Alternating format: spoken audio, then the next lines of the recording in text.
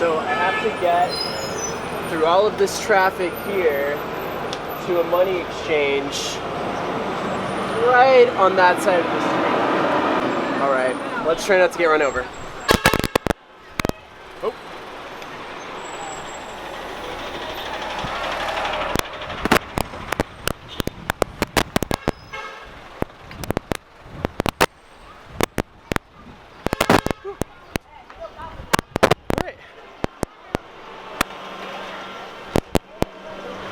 Good job, Dorian.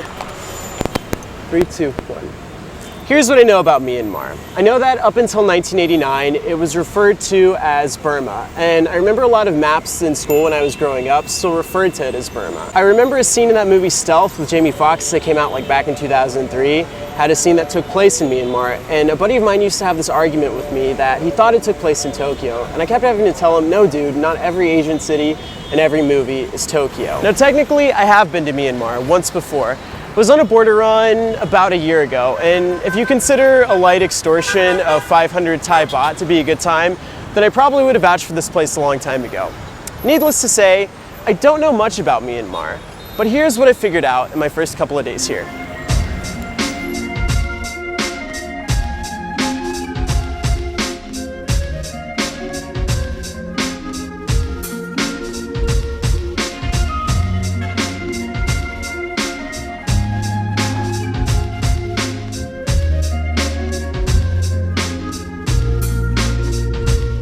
Yangon used to be called Rangoon, and contrary to popular belief, it's not Myanmar's capital city. It's Naypyidaw, which is a few hours up north and is mostly known now as a modern ghost town and for having one of the most underutilized highway systems in the world.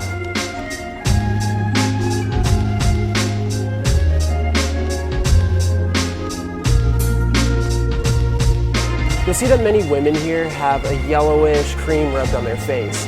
This is called tanaka, and it's made out of ground tree bark. It's thought to have certain medicinal purposes that are good for the skin.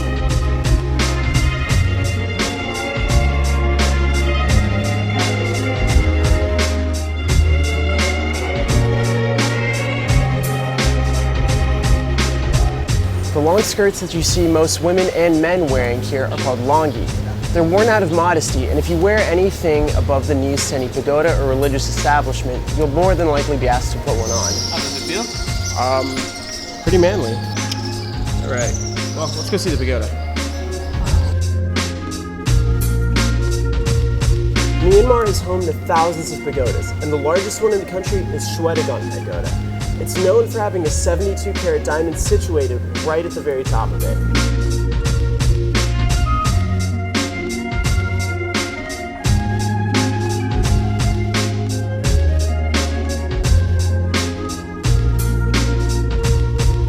There's an abandoned amusement park in the middle of Yangon that they say is inaccessible, but the locals will actually let you in for about 1,000 kyat.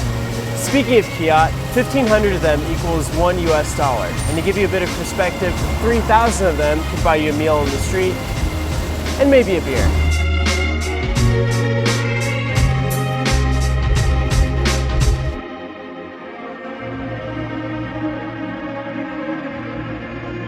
I was repeating the same mistakes. Break the cycle.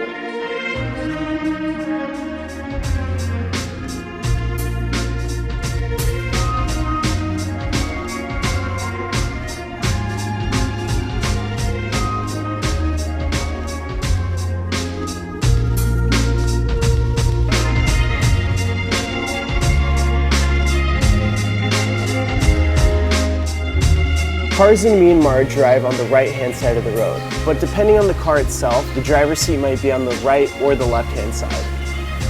Yeah, don't ask me how it works. They seem to have it figured out already.